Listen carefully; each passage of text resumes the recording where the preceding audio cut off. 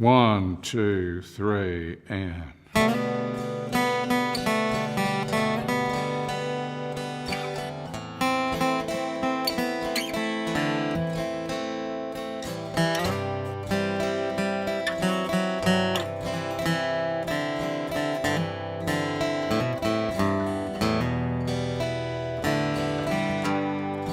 Hope you're such a liar. You're always wanting more. You're telling me don't tire, 'cause I'm worth waiting for. My dream's insinuation. Oh, soon you'll be so free. So live in expectation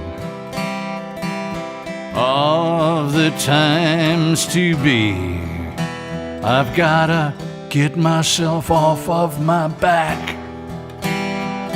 I keep saying there's something I lack, and I don't see an end to this track. I've gotta get myself off of my back.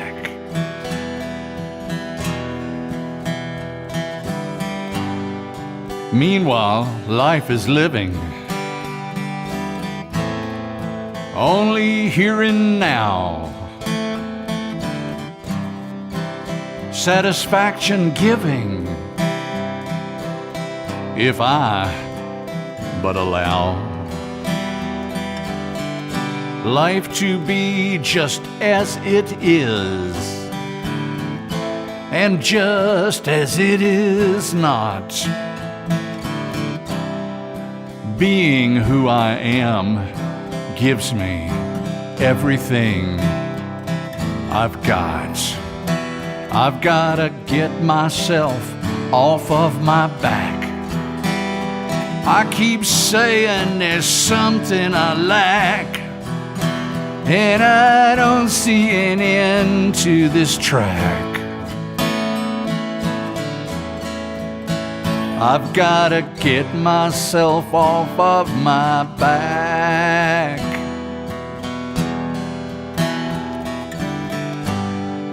Well, I don't think God fumbled when this life was made.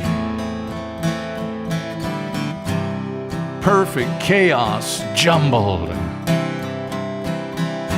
into a parade called evolution. And now I'm growing older. Oh yeah. The punchline's coming clear. Let go, old dream holder, 'cause all your dreams are here. I've gotta get myself off of my back. I keep saying there's something I lack, and I don't see an end to this track. I've gotta get myself off of my back. I gotta get hope off of my back.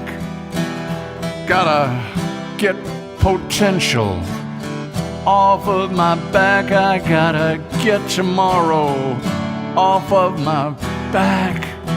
I gotta get my 5-year plan off of my back.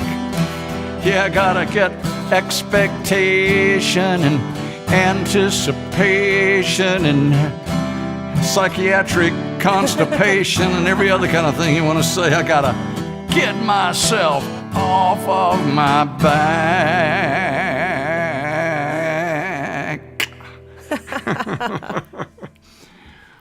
Well, welcome to another episode of A Question of Meaning. We're Arthur and Katie, and we've got a cheery topic lined up for us today. Katie's idea, this topic. You ready for this? I don't remember that. Oh, yeah, it was yours. She says, let's do one on self-hatred. Well, I was Wow. looking through the list of your songs, and as I said before, all the songs that we do on the show are Arthur's. So I'm looking through his songs ideas for themes. And man, let me tell you, self-hatred jumped out at me. It was really easy to pick out the songs on this topic. I wonder how that happened. I can't imagine. It's actually a subject I'm very, very, very well versed in. Yeah, well, me too. Naturally, I've worked long and hard to come up with a philosophy that says everybody else hates themselves today. Nah, nah, nah, nah, nah. That's right. Well, most of us don't spend a lot of time thinking about that or looking at it or admitting it. We intend to show in this show that self-hatred is indeed inevitable, a perfect part of, when you give a chimpanzee analytical thought, strange psychological results will be produced over the course of time and evolution. Take Adolf Hitler, take, let's say, who else? Britney Spears, all sorts of interesting people that are. But, that song, Got to Get Myself Off of My Back. I mean, to me, that's what the song is saying in there is that it's like our self-hatred is a stick that we beat ourselves with. And that's really the issue we're talking about here. We're not like going to, wallow in how awful things are. Maybe it's like maybe there's a way out of this, and that's really what I hopefully we'll be talking about. Is hopefully, maybe we can put that stick down at least some. That would be nice. Well, perhaps we should start without a prolonged definition. We should define our terms here, because what do we mean by self-hatred and why is it inevitable? And I remember a book by Paul Williams, I think it was. I don't think it's the actor. Pardon me. I don't think it's the movie actor. Wrote a book called Das Energy, and I remember the first line. It was kind of a book of aphorisms. It's a really nifty book back in the 60s. First line was, "The only sin is self-hatred." And I'm still not quite sure what that means, other than when you hate yourself, nothing really works. Nothing's capable of working. And neither of us believe in anything that means sin. I mean, so we're not quite sure what he meant by the word sin. Well, we can tell you what we mean by sin and evil. We define sin and evil as believing in and or acting on a false belief. It's a delusional state. You're not operating in your in any kind of sane state of mind when you're sinning, but we don't mean it in the biblical sense of being wantonly wicked or deliberately evil. We don't believe in that. Well, do you think he meant that all problems stem from self-hatred? Would you say that's? I would say that's very close. That's probably what he meant. So it's like we did a song a show or two ago, one of my country songs that starts saying, "I don't care if you still say you love me. I simply don't believe it could be true.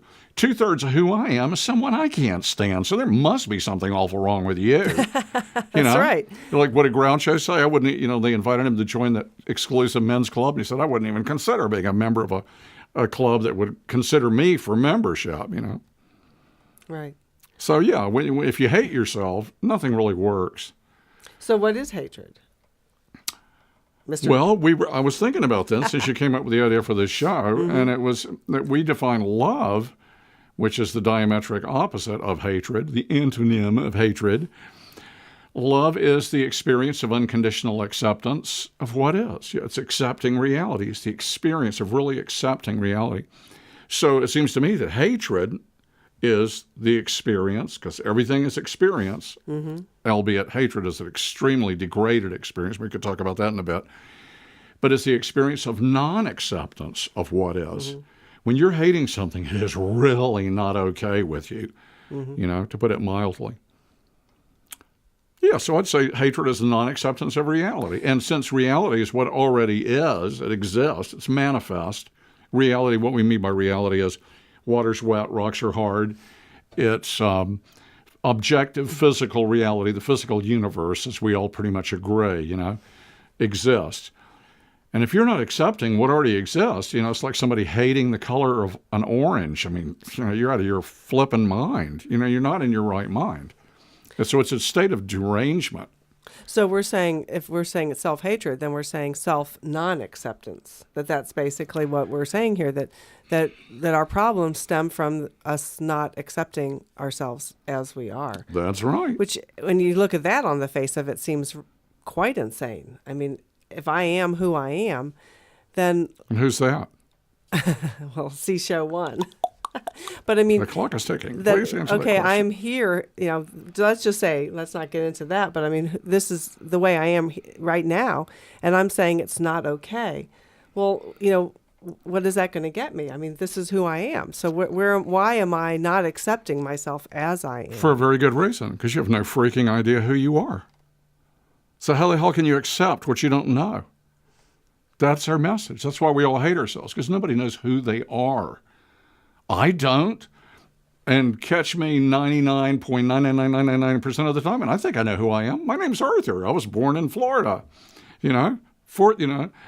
Fourth generation Floridian, blah, blah, blah, blah, blah, blah, blah. And I went to these different schools and blah, blah, blah, blah, blah, blah, blah. And I had these adventures and, I learned to play music and da, da, da, da, da, da, da, da. Here's my whole life story. I don't know what that is.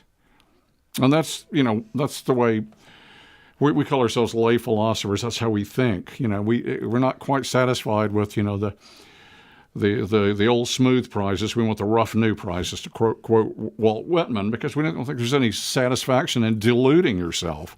Right. So because we put together this false or this personality that is really a false identity to cover, because that's how we operate in the world is, all these things that, that I'm female, I was born in St. Louis, I went to school at Northwestern, all these things. That's my history. You're like the French Impressionist. Right. This puts, and I like chocolate better than strawberry ice cream. That's and, who I am. That's right. These define me. But we know that that's not really who we are. So we're putting this act out into the world that we are sure is, we know it's fake because we put it together. And deep down, we know that. I'm Katie's getting over a cold. So yeah, she's like, go for there. So it's basically that. If love is accepting what is, it requires you to know what is. That's why we said ultimately love is an absolute state. Love is the experience of unconditional acceptance of what is. To unconditionally accept what is, you have to unconditionally know what is. Nobody knows that. Therefore, all human love is conditional. You could almost say that's why, God or the, infinite being is pure love, because only the infinite, the absolute truth, absolute supreme consciousness has total knowledge of everything. It's pure consciousness. There's no mysteries. There are no unknowns. Therefore, it is a state of complete acceptance, and it's pure love. Anything else is conditional. However, to get along in life, we have to erect these lifelong acts, these personalities, what we call the subjective ego. And the problem with, we saw this neat movie called Step into Liquid about surfers, and those people look so happy and fit and, guys my age out there fit and riding the waves. And I mean, it looked like, it was about as close to happiness as you can come, maybe some Polynesian islanders. But what we're suggesting is that, and this is a real cornerstone of our work, is that the basis of all fear is the unknown. The driving force of evolution is to know, is to really know, not think we know or believe or have faith, but to know. And that's what the evolutionary process is, a process of growing awareness and consciousness. And that holds up very well, I think. And if you hold that up to the evolutionary process from unicellular organisms to tool-using animals to people who sit around having cosmic conversations. But the point is that until we know, and it's like there's a great old Eastern aphorism that says, "He who knows doesn't know, but he who doesn't know knows." You know what that person knows? That person knows that they don't know. And that's knowing something, for a change. I mean, that's actually a high state. The fool on the hill. The one, Socrates, the oracle said Socrates was the wisest man in Athens. You know why? Because he was the only one who knew he didn't know anything. It's a high state. It's humility, the final frontier. I'm not preaching. God, my ego is as big as the Ritz. Somebody genteelly informed me once, said to me once, and perfectly true. So, if you don't know who you are, you're basically, and you're living in this strong conviction that you really do know who you are, life is basically a lie. You're kidding yourself. Nobody likes a phony. Ready for this? Heavy stuff. But what happens to anything we don't know, the unknown is the source of fear. And the source of all hatred is fear. Almost said it a minute ago, almost likened the definition of hatred is the experience of non-acceptance of what is. Fear is exactly the same. It is the experience of non-acceptance of what is. It's also a fear and hate are the psychological equivalent, as we said earlier in these shows, of the flight-fight animal survival behavior. The one alternative to those two states is a state of not fighting reality or flighting reality, but facing reality. And that is what love is. And facing our ignorance is, theoretically at least, the potential to love. It's out of humility comes love. A lot of Christians have really got that. Some of the charismatic sects, that's what happens. When you have a born-again experience, I've had a couple in my adult life, I couldn't stick with the theology. It's so, in my opinion, so deeply, deeply flawed. But the basic idea of surrendering in ignorance and, really admitting how helpless and how ignorant you really are is the release. It's actually the born-again experience. And all it is just facing the reality that I don't know my ass, that I don't know my elbow from my backside.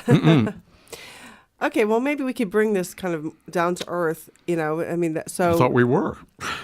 Well, that's a lot of definitions about, theoretically why self-hatred, I would say we believe self-hatred is universal, and it's easier to see in some people than others. A lot of us have insecurities, and there's a huge percent of the population that describe themselves as shy. I was just reading that the psychiatric profession has now labeled shyness as a treatable disorder. So No you can doubt. take drugs to cure yourself of shyness. And What's that called? Cocaine? yeah, I'm not sure. I'll give you some confidence. And, shyness, because I have considered myself a shy person all my life. And for me, I would easily attribute that, well, first you say insecurities, but then what is insecurity? But just a polite word for self-hatred. Right. That there's things about myself that if I'm insecure, that means there's parts of myself that I think are not really worthy of seeing the light of day. And that means that there are things about myself that I don't like. And, we'll just keep moving it back. So that means there are things about myself that I hate, that I'm trying to hide from view. Because if you saw those things about me, you wouldn't want to talk to me. You wouldn't like me. And so it's pretty easy to see for the group of us that consider ourselves shy that, all right, I'm sure most people could say, that's possible that line of reasoning is true. But what about, the winners out there that are striding around and look like they never have a second's, thought that perhaps there's something wrong with them because they have all the agreement. Like, well, Britney Spears. I might have for a said long Tiger time. Woods actually until a couple months ago, and then maybe he's got some opportunity. He's had some time for self-reflection about his Humility. his problems, but. So those people, I'm sure there's people out there who've, were born into a wealthy family that, were good looking, that were smart, that went to a good school, that have gotten a great job, had a perfect family, that nothing bad appearance has ever happened in their life. So they have no reason to hate themselves, right? No. There's They're perfect. They're perfect. Yeah. There's no At least they flaw. want you to think that. Well, yeah. I certainly They buy want it. they want to think it. Most people do. What do you Yeah. mean I hate myself? What does that mean? Yeah, exactly. And that's who we worship, are these big shots. Right. I stay up late and do cocaine. Somebody that can get out in front of 50,000 people and, just, shoot lighter fluid out of their backside, and act like they have no fear at all, confident, television hosts to act like they are without fear and insecurity, you know. And maybe that really is what we're worshiping more than anything else, is the lack of Fear. lack of fear, the lack of appearance of any hatred of self at all. That's because we're all so riven by it that we and we wish we weren't. I mean, Did you say driven or riven? Riven. I like riven. Yeah, that's a good word. Yeah. And you know, we're so consumed. You know, we hide it, but you know that really consumes us. This desire for, you know, and that's what that song we started with. Hope, you're such a liar, because we live with this hope that one day we'll wake up and all fears and anxieties will be gone, will be stripped away. I mean, how many people are taking drugs for anxiety these days? You know, I mean, legal and otherwise. We you know, the anxiety is this existential angst of not knowing who we are. And so, you know, because we're consumed with this desire to one day be free of these self-doubts about ourselves, when we, you know, we love watching somebody else who struts and appears not to have any self-doubt. Big quarterback, you know, Yeah. like that's our, you know, the vicariously, you know, we identify with those winners. And yet, man, movie stars, I mean, Hollywood Babylon, I mean, you know, how many of those big movie stars are, you know, like get divorced every time you turn around, their marriages fall apart. They wind up on drugs and just as insecure as everybody else. Just and you know, so you're pillars of society too. You know, the kind of wasteland we just moved from. You know, the gated communities and golf clubs, and you know, just to watch the next generation of, you know, kind of salt of the earth people coming up. You know, you know, we got to have a society. Everything's perfect on one level. But what we're talking about is what kills love, what takes the edge off life, what robs us of satisfaction, what makes you have to pour alcohol down your throat to feel comfortable in a bar or a cocktail party. You know, that's a good one. Well, once again, going back to that song, "Get Myself Off My Back," it ends in the last verse. It's saying, "Now I'm growing older." You know, and for me, that's when, as you start approaching death, actually, I had this goal way back when in my 20s, Arthur told me about a Richard Pryor routine where he talked about coming across I guess it was a minister at a funeral talking about the way this man looked in his coffin. And it says, "Looks like death took the, you know, man by surprise." Richard Pryor. And yeah, you can imagine what he said instead of man, but this is 2010. I can't From the say look that on his word. face, yeah. But when I heard that, it was like, I don't want death to take me by surprise, you know, and it's kind of been a goal of my life. Not that I'm there by any stretch, but for what that means to me is that I die satisfied with my life. That for me, death taking me by surprise is saying, "Oh wait, I still have so much more I want to accomplish. Oh, I haven't quite got there yet." That's death taking me by surprise, and that means that I'm still not okay with myself. I mean, imagine dying feeling okay with myself. I think that's called enlightenment. I know, and that's like, for me, my main goal in life is, and I'm not sure that I'm going to make it, but I mean, So that's probably a what we're very talking big about word, here. enlightenment. What is that? You know, effervescing into infinite light. I don't think we're going to go from this level. I hope we're not. Man, I hope there's all sorts of levels between, That's you know, right. where we're at and, you know, back to home base, you know. Yeah. A Well, that's lot what of probably. levels. I want to go look at the universe. I want to explore the universe and, you know, handle the problems of physical immortality and just like technological marvels beyond our wildest imagination right now.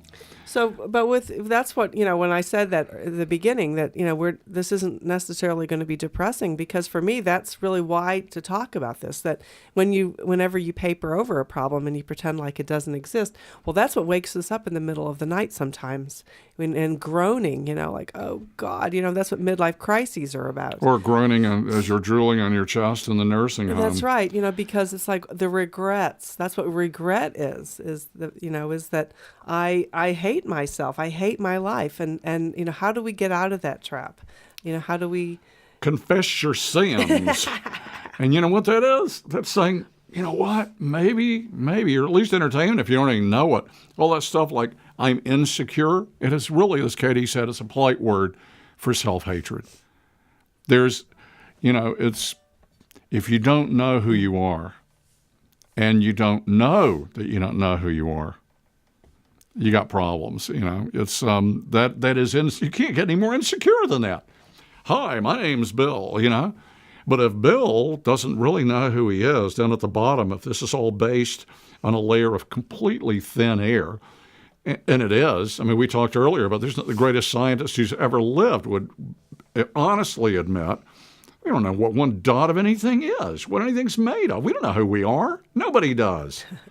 We're going along with a crowd, It's one of the problems with conformity is you buy the tribal norms and you don't question anything. You just start doing everything because, I remember being aware of that. Man, I was so insecure. I went to like 10 schools in 12 years, My father made one child support payment and disappeared when I was 5 years old.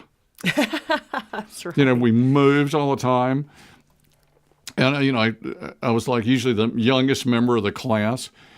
Birthday September 16th, Virgo with the moon in feces or something like that. I can't remember exactly. But anyway, I was really insecure, didn't fit in. But when I got to Beaufort, South Carolina, I was in high school and for 3 years there. And I actually, under torture, I'd met in the 10th grade. I went out for football and I was accepted, except we had to go to Paris Island for the football camp. And they gave you weird haircuts. They shaved part of your hair and everything for initiation. I didn't like initiations. And for some reason, I just couldn't do it.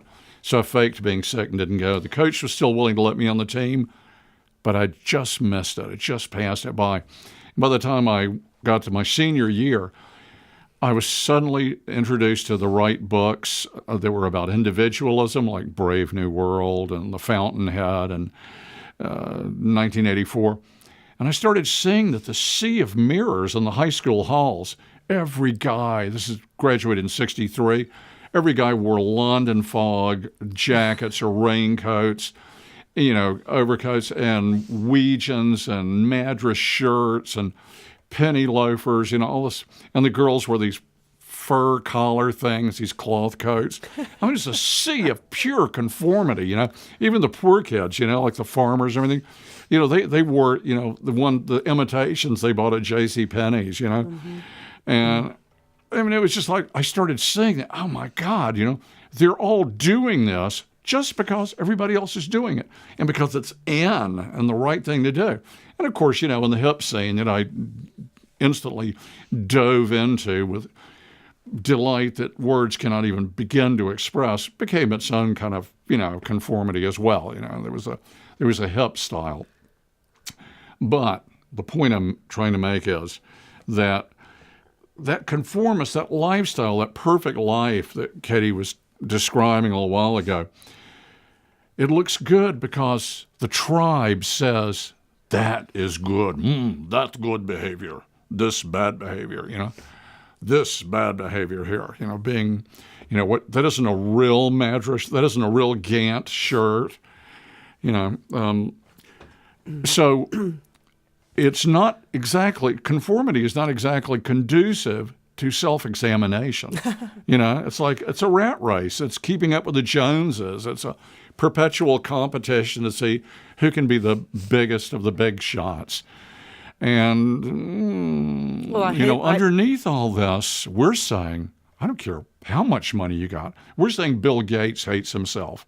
I don't know Bill Gates. Look at him. But now, wait a minute. That sounds a little judgmental. I'm talking about look at his appearance. Doesn't he look like he hates himself? That's what I mean. But when you look at his face. I'd say there's insecurity I didn't mean the way he looked. Yeah. I mean, the look in his eyes. Does he look like he's filled with, Right. We were saying probably only the saints look like that. And you know what? We don't know any. I'm sure the saints are out there. But, and nobody's preaching over here. If you look at my ravaged face, there ain't no self-love here. Most of the time I'm, it's not pleasant. I've had the reason I've written these songs. We ought to do He and Himself. Let's do one that looks that I actually thought I was writing this to someone else that I met in Australia. And I thought, oh, he's so down on himself. And for a long time, I actually thought I was writing it to him, but of course I realized that.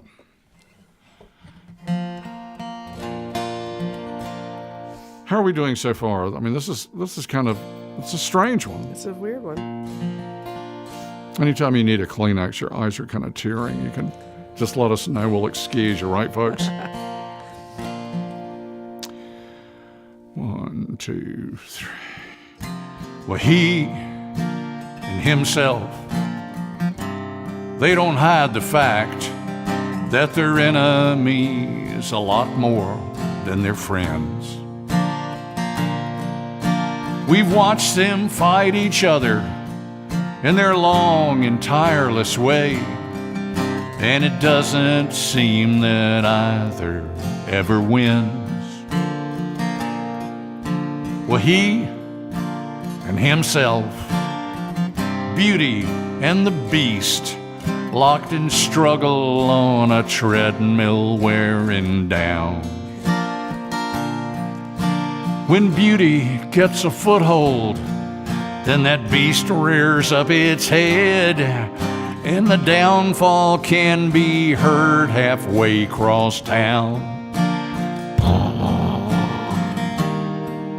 He and himself seem intent to prove that they're just as awful as they seem to be. They're a self-indulgent sideshow, a neurotic free-for-all, and the public is invited in for free. Well, he and himself, they don't miss a chance to burn their bridges down as they pass by. But they'll leave a friend or two around to witness future scenes, absolutely guaranteed to mortify. He and himself, they seem intent to prove that they're just as awful as they seem to be. They're a self-indulgent sideshow, a neurotic free-for-all, and the public is invited to watch on URTV. Well, he and himself may very well go on and keep their reputation to the end. Oh, but we all know that final loving peace can only come when the beauty sees that beast as his best friend.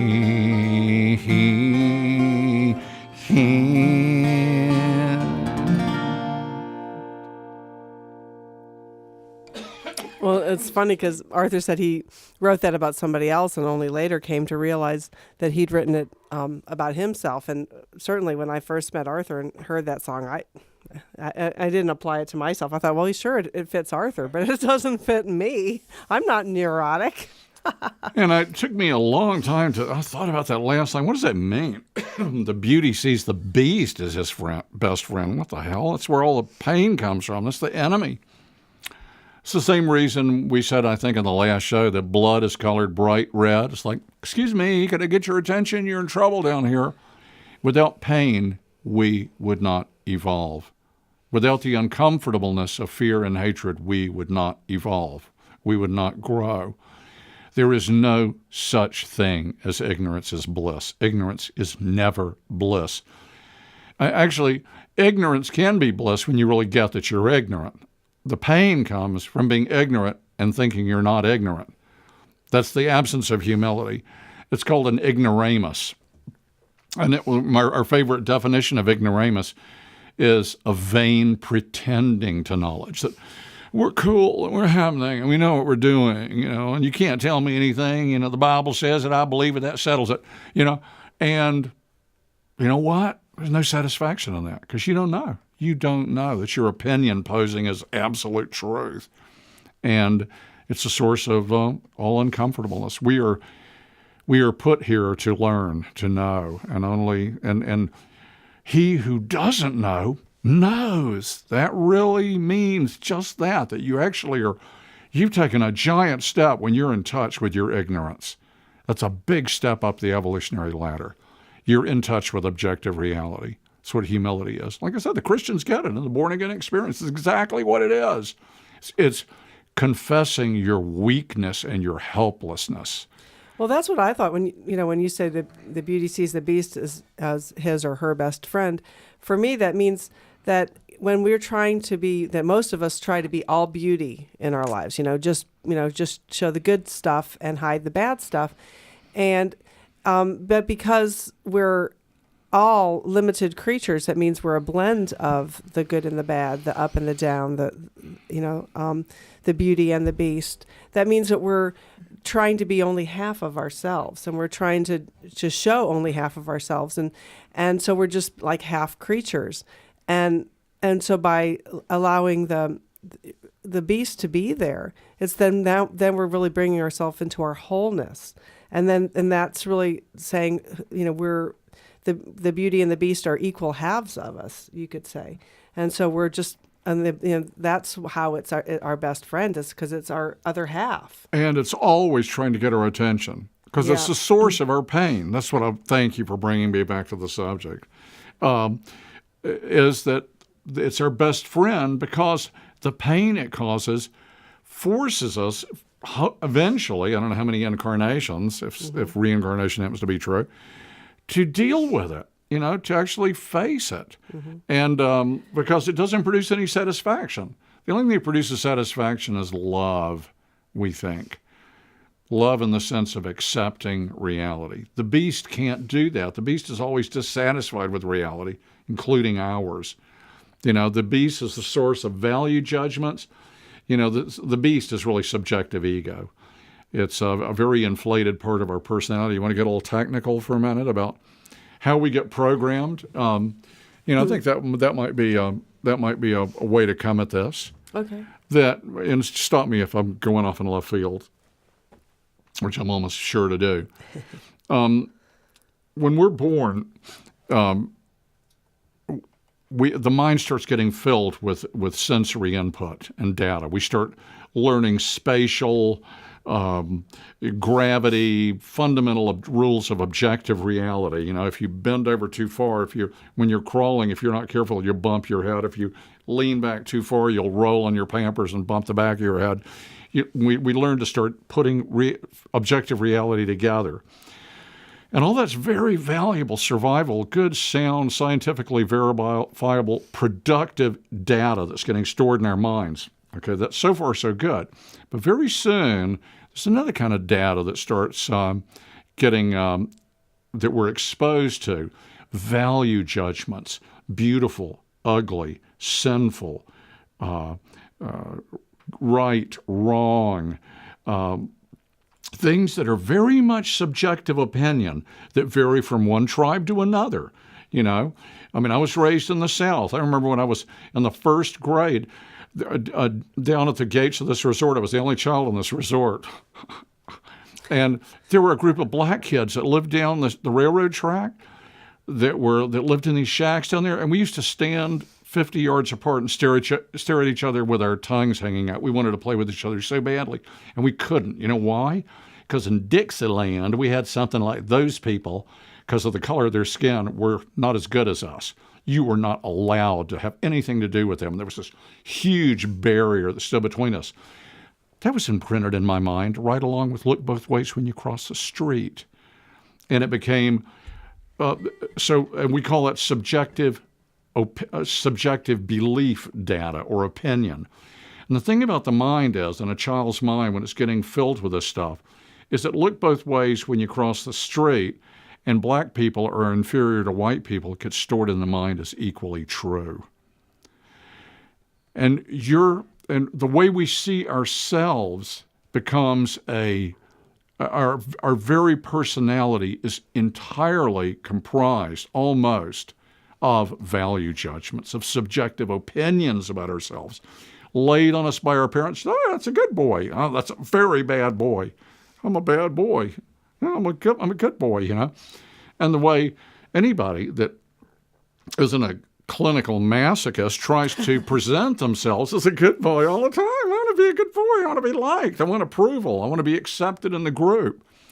And so what you do is about the age of 2 or so, when you start the terrible twos, when you learn to say no and up yours, I'm not going to do it, you start hiding that bad stuff. You know, when you stole the cookie or you stole somebody's lunch or whatever you did, you know, that bad thing you did, and you hide it and you bury it. But it doesn't stay buried. You know, don't worry, this isn't a religious show, but Jesus said, judge that you be not judged, for by the measure you use, it will be measured against you. That's mangled. I don't remember the exact quote. What he meant was, when we judge other people and we make other people wrong, that is coming from an internal configured list of things that we, each of us, hold as positive traits or negative traits. And if we see anybody doing something negatively, we judge them harshly. But what we don't realize is that for that to have any validity, when we do the same thing, we judge ourselves just as harshly.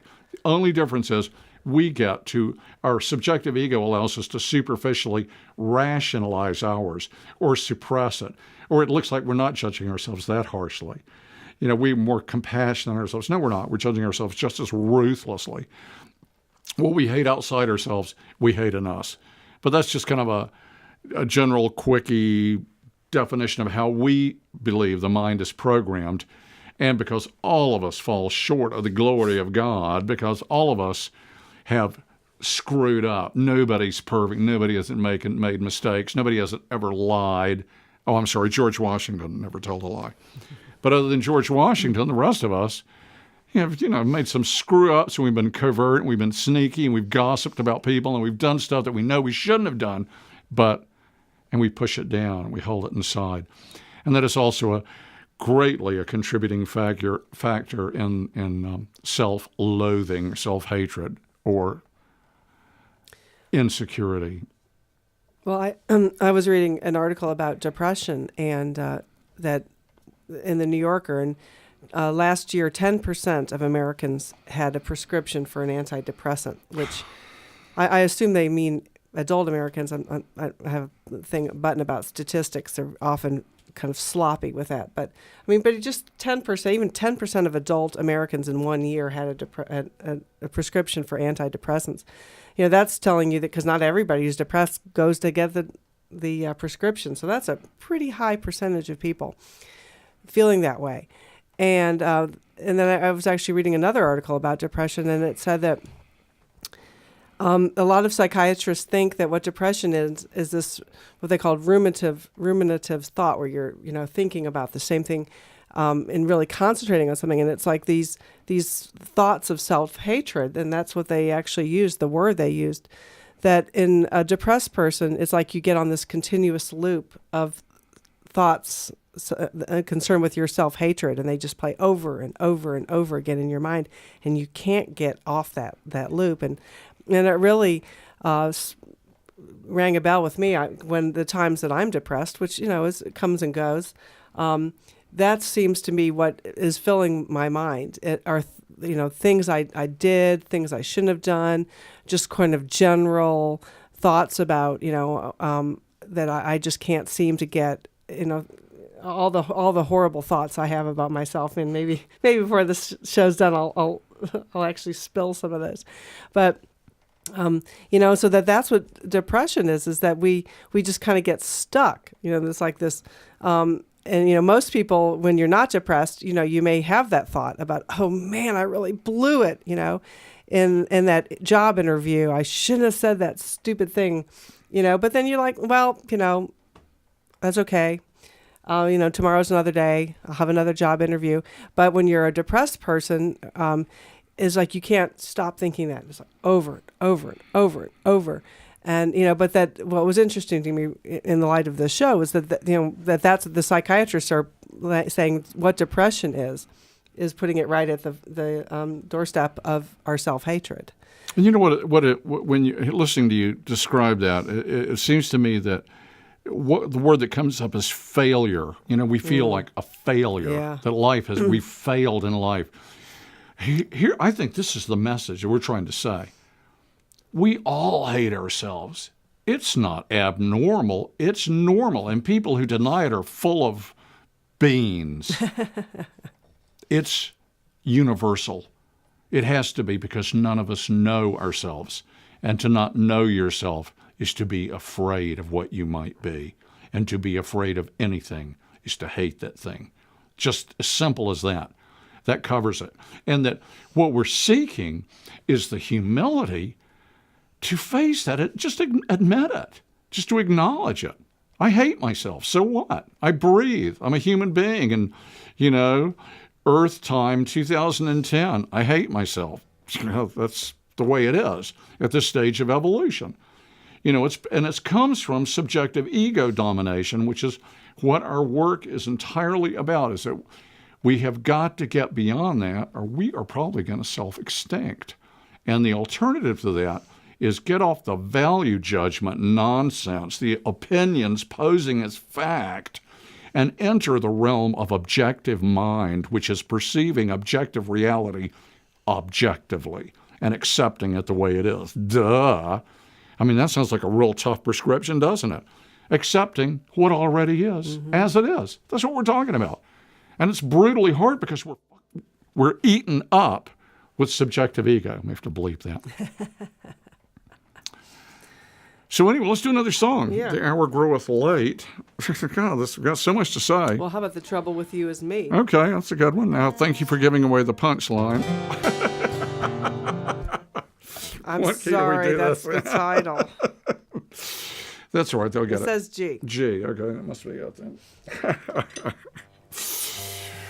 Yeah, this is one that was, I wrote this at the beach house here in Florida, in extreme decadence, you know, like, I'm just so grateful I had the opportunity to have that. I mean, it was amazing couple of years. Very, very naughty. I'm so ashamed. All right, here we go. Ready? Revelations to come, maybe. We'll have to move to past 11 o'clock. May have to be after 2 a.m. Okay, the trouble with you... Okay. 1, 2, 3, and...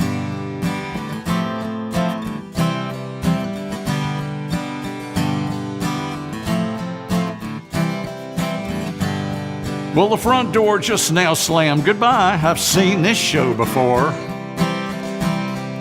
Another love just tossed away like a chewed up apple core. Well, I'd like to say it's your fault, but it just can't help but see that the trouble with you, baby, the trouble with you is me. One time no, that's not right.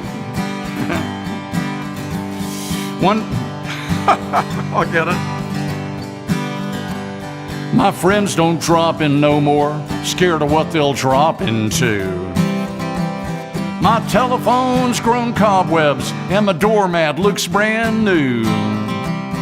Well, friends, I hate to say it, but the truth seems plain to see that the trouble isn't with you, no, but the trouble with you is me. All the trouble with you is me.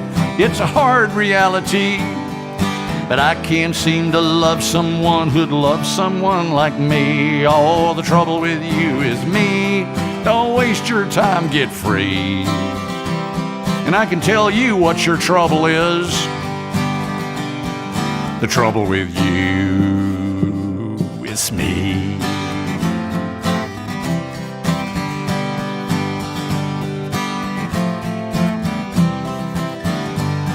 One time my life looked different, shoved the troubles deep inside. But I was never satisfied with the contents of my hide.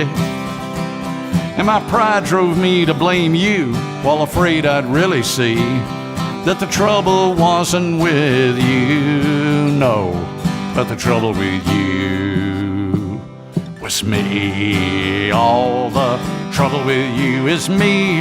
It's a hard reality that I can't seem to love someone who'd love someone like me. Oh, the trouble with you is me. Don't waste your time, get free. I can tell you what your trouble is. The trouble with you is me.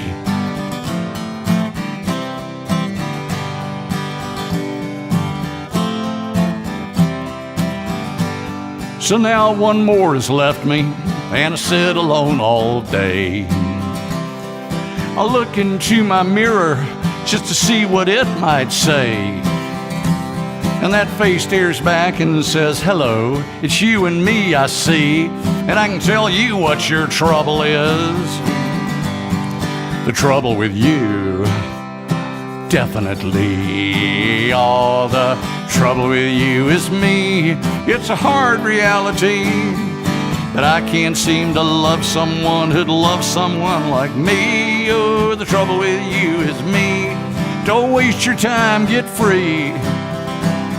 I can tell you what your trouble is. The trouble with you is me.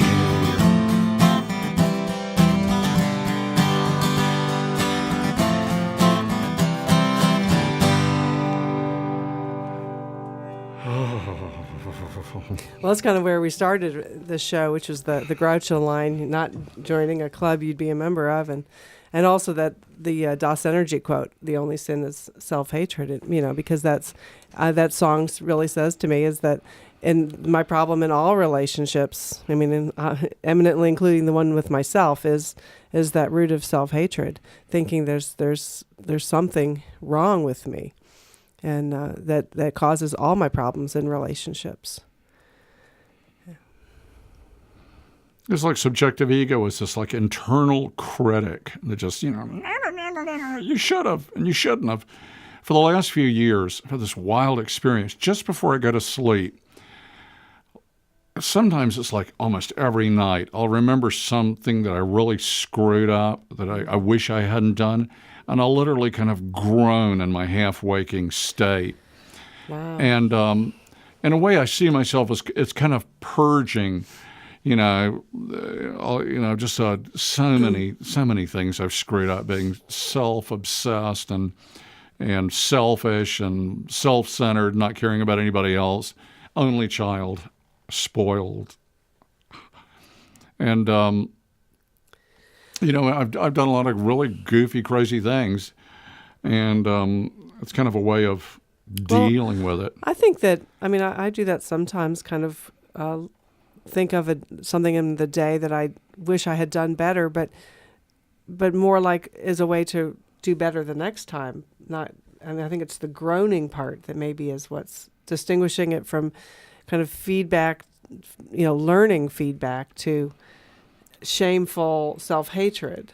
because there has to be. It doesn't work. It doesn't have any effect. It's not like I really buy into it. I think maybe it's like if there's a bardo, or if there's a throne of judgment. When you die, if you face all the screw ups in your life, that could be pretty heavy to face them all at once. I'm kind of dealing with mine every night. You're like one just before bed. I'm kind of like, oh wow, I really screwed up. But are you really dealing with it? That's what I'm asking. I don't know. Feels like it. Feels like I'm kind of facing it. That's a start. How many people, just think they've lived a charmed life? We all have things we regret, but basically, I'm perfect. I think this sounds like sophistry to me, because Could it seems be. to me if you're groaning, you're not really accepting it. The groaning is denying it. It's like wishing it didn't happen, and that's not a form of acceptance. That's not really facing it. Well, I've got a good analogy for you, and that was Bradley, I believe, was the Navy corpsman in Flags of Our Fathers. Terrific book, if you have not read it, about someone who went through the horror of Iwo Jima. And his wife, he was an undertaker, and his wife said that for years after he got home from World War II, he would cry in his sleep. And I'm not sure that was necessarily negative, that he was not kind of discharging some of the energy on what he went Yeah, through. How's yeah. that for sophistry? But I don't know that I would equate what you're saying about what you do in your life with what he was doing. I mean, he was real. I would say, yeah, releasing sadness. But it sounds well, to I'm me releasing energy on that I've stored up. I knew I did it. And by it coming to the forefront of my consciousness, I think there's a certain discharge that's happening there, that I'm actually facing the screw up. And yeah, groan. At first you groan, and then it's like peaceful. It goes away. It effervesces. It's not like and I never think about the same thing twice, honestly, that I can remember. So I think this is sparing me, so when I stand before the judgment throne, oh, no, I didn't do that. Kind of facing it myself. It is a way of kind of a facing. I don't have to dig very deep to face my screw-ups. Let's do another song. Okay. I don't know if we can. If we got 4 minutes, we better do one quick. If we're going to do one. Want to try Vivid in the Fog? Or you want to just talk it out? Well, it does seem kind of. I mean, I was thinking of Doomsday because that was something I thought. We talked about self-hatred impacting our relationships, and certainly in my relationship with Arthur, I had this thought once. I'm all for world peace, right? But then I thought one day after an argument with Arthur, it was like, if I can't even have peace in my house with the person I'm married to, how can I expect there to be world peace? Maybe world peace starts at home with, peace in me. Maybe. Better jump. Anyway. Violence is the ultimate form of insanity, and nuclear war is. We live in fear of this all the time. 3 and...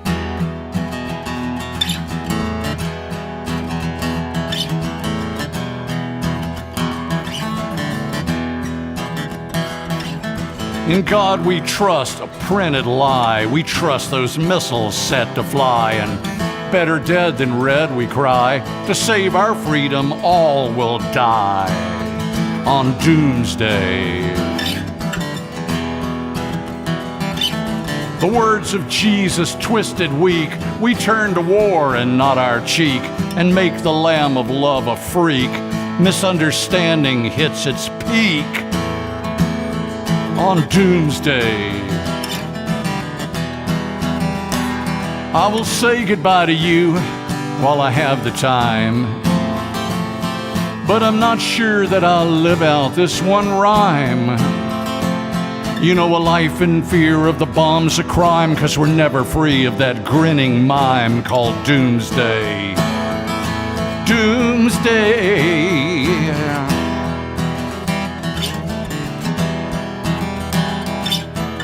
The generals gloat on nightmare toys, and we of course support our boys, then compliment their widows' poise while deafened to the rising noise of Doomsday. Now you hit me, I'll hit you back. From rocks to H-bombs, whack for whack. The ancient human reflex tack. This train will run right out of track on Doomsday. I will say goodbye to you while I have the time, 'cause I'm not sure that I'll live out this one sentence. A life in fear of the bomb's a crime, 'cause we're never free of that grinning mime called Doomsday. Doomsday.